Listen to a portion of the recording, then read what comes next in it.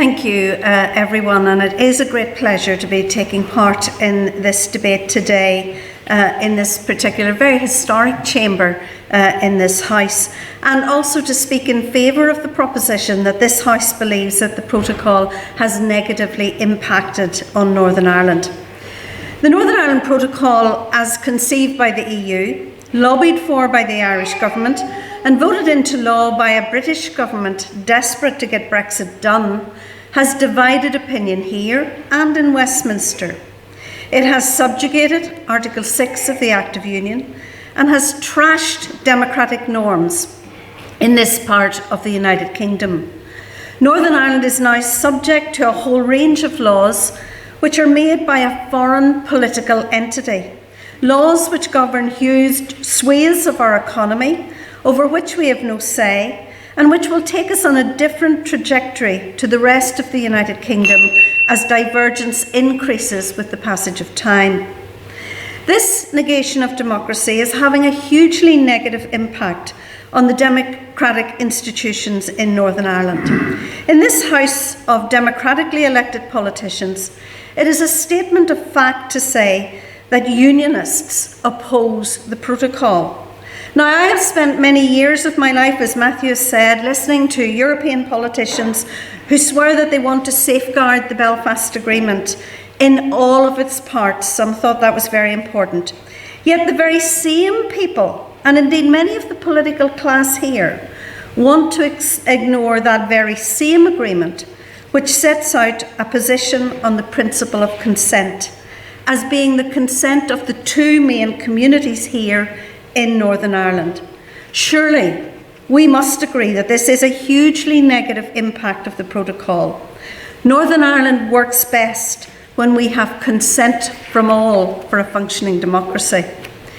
It is this lack of consent from unionism and the failure to deal with the protocol which has led us to the situation where we have been unable to establish a functioning government in this part of the United Kingdom.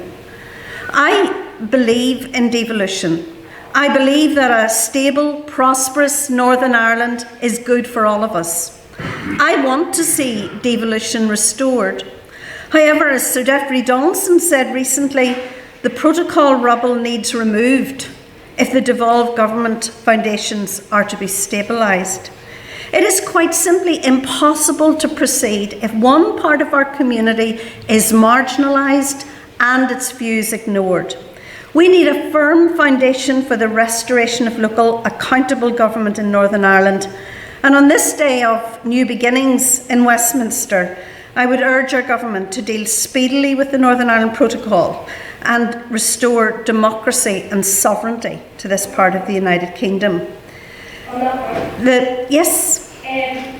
You keep repeating the phrase democracy. I'm wondering what does the DUP stand for these days, because it's certainly not democracy. The people of the North voted not for Brexit, and you pushed for the hardest possible Brexit.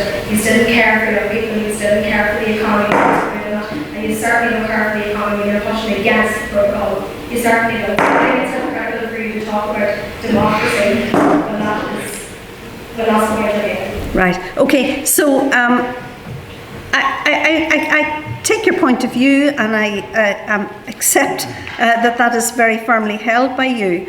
But democracy, and the definition as defined by the Belfast Good Friday Agreement, means that we need to have the consent of both peoples who live in this part of Northern Ireland. And without that consent, we cannot have a community that is able to go forward. And it's really important for democracy to function that we get that consent from the Unionist community. And we will not get consent from the Unionist community for a Northern Ireland protocol that negates democracy and actually undermines our sovereignty. The practical outworking of EU law in this part of the United Kingdom has, of course, many consequences. As citizens of the United Kingdom, we are denied the benefits of UK-wide tax changes because we are subject to EU VAT rules. This was clearly demonstrated when Northern Ireland was unable to benefit from tax reductions on energy-saving measures. Our businesses are tied to EU state aid rules These rules determine the circumstances in which local businesses are aided by the Exchequer to grow and invest, or indeed they govern the basis for attracting companies from overseas to set up in Northern Ireland. As the rest of the United Kingdom develops its own competition policy, this will inevitably mean that our companies are tied to the more stringent EU laws, which will make us uncompetitive in our largest marketplace. The protocol has negatively impacted the cost of doing business in Northern Ireland. Our logistics companies report that the protocol is driving up the cost of doing business by 30%, a cost that will ultimately be passed to the consumer. Indeed, in evidence to a House of Lords committee in Belfast, the commercial director of one of the largest logistics companies, McBurney Transport, said that the protocol was reducing consumer choice and ramping up cost. He went on to say that if the protocol were fully implemented, then trade between Northern Ireland and GB would grind to a halt within 48 hours. Of course, on many of these issues, the United Kingdom government has extended grace periods. The EU response to that has been to take us to the European Court of Justice. The Northern Ireland, and they say, in a conversation with them, they say that this is because it will act as a deterrent should they ever dare to pass the Northern Ireland Protocol Bill. On medicines, and I will wind, on medicines, and it's very important we understand that a recent answer from the Health Minister tells us that medicines moving from GB to Northern Ireland are handled as though they were entering the EU, because we have to follow the EU acquis.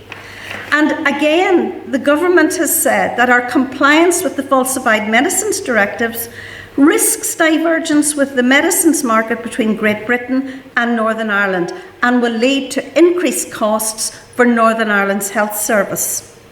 At a time of looming crisis in terms of the cost of living, it's hard to actually say that there is a positive in some of this situation. The protocol has caused a crisis for our institutions. It has caused a crisis for the Belfast Agreement. It has undermined our ability to achieve stable, functioning government. We have to face the fact that it also is difficult to fix the NHS when the Health Minister says that our medicine supply is at risk. It's difficult to build new schools and hospitals when the protocol adds 25% tariff on steel. And it's difficult to help with the cost of living when the protocol adds 30% to transport costs for households and blocks tax breaks for our communities. The protocol has had a negative impact on Northern Ireland. It's time for it to go. I urge you to support the motion.